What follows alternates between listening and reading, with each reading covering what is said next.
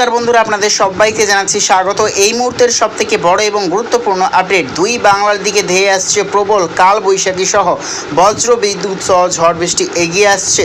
ইতিমধ্যেই দুই বাংলার বিভিন্ন অংশে কিন্তু বজ্র বিদ্যুৎ সহ বৃষ্টিপাত কিন্তু শুরু হয়ে গেছে। একদম লাইভ সরাসরি দেখতে পাচ্ছি আমরা। আজকে 21শে মে, আজকে কিন্তু বুধবার চলছে। ইতিমধ্যেই পশ্চিমবঙ্গ এবং বাংলাদেশের অধিকাংশ জেলাতেই বজ্র বিদ্যুৎ সহ ঝড় বৃষ্টি।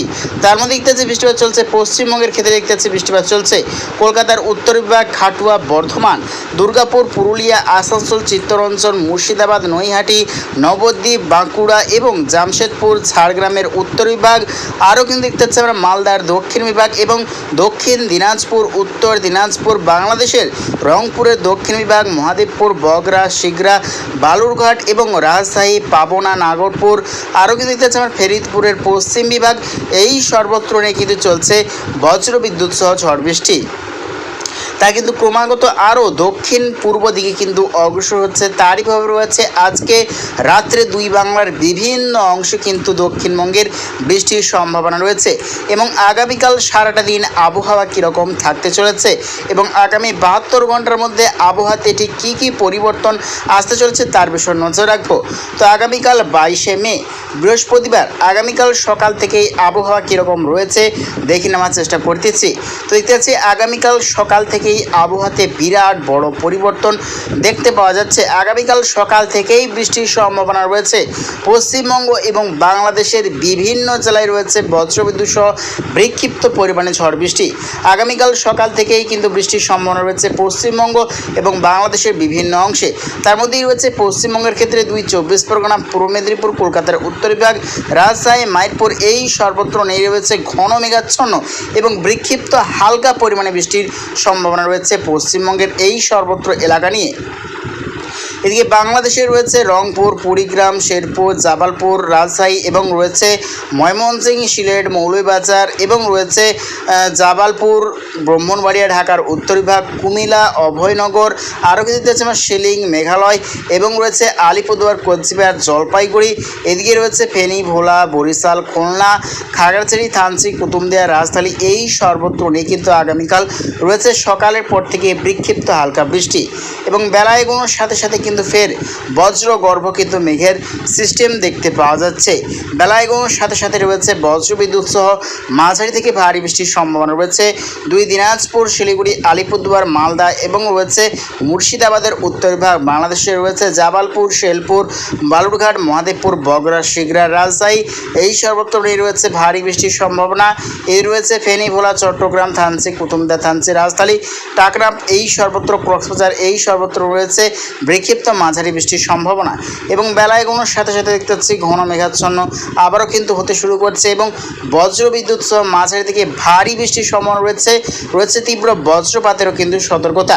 কলকাতা সহ দক্ষিণবঙ্গের অধিকাংশ জেলাতে রয়েছে আগামীকাল তীব্র বজ্রপাত, সঙ্গে 50 থেকে 60 কিলোমিটার বেগে ঝড়ো হাওয়া। সামিত কিন্তু মাঝারি থেকে ভারী বৃষ্টির সম্ভাবনা রয়েছে আগামীকাল। তার মধ্যেই রয়েছে কোলাঘাট, উলবেড়িয়া, রয়েছে নদিয়া, কলকাতা, রয়েছে জয়নগর, মাজিলপুর, উত্তর 24 পরগনা, দক্ষিণ 24 পরগনার উত্তর বিভাগ, হাবড়া, বনগাঁ, কৃষ্ণনগর, নবদ্বীপ এবং রয়েছে খাটুয়া দক্ষিণ বিভাগ, বর্ধমান। এই সর্বত্র আরামবাগ। এই সর্বত্র নিয়ে কিন্তু রয়েছে মূলত অতি ভারী বৃষ্টির সম্ভাবনা এবং আগামীকালের পর আগামী পরশু দিন ঠিক কী কী পরিবর্তন আসছে বঙ্গের ওপর আমরা দেখে নেওয়ার চেষ্টা করব। আগামী পরশু দিনেও রয়েছে বৃষ্টির সম্ভাবনা গোটা দক্ষিণবঙ্গে, দুই বাংলার সর্বত্র এবং রয়েছে আগামী পরশুর পর শনিবারেও দেখতে পাচ্ছি বৃষ্টির সম্ভাবনা রয়েছে দক্ষিণবঙ্গে দুই বাংলার বিভিন্ন জেলায় এবং রবিবারেও দেখতে পাচ্ছি দুই বাংলার অধিকাংশ জেলাতে রয়েছে বিক্ষিপ্ত পরিমাণে বৃষ্টির সম্ভাবনা এবং দেখতে পাচ্ছি আমরা মঙ্গলবার নাগাদ দক্ষিণ পশ্চিম বঙ্গোপসাগরে কিন্তু রূপ নিচ্ছে প্রবল শক্তিশালী ঘূর্ণিঝড়। তা কিন্তু ক্রমাগত শক্তি ধারণ করে পশ্চিমবঙ্গ এবং বাংলাদেশের দিকে প্রবল শক্তি সঞ্চয় করে এগিয়ে যাচ্ছে। 29শে মে দেখতে পাচ্ছি আমরা বৃহস্পতিবার নাগাদ ল্যান্ডফল করতে চলেছে সুন্দরবন।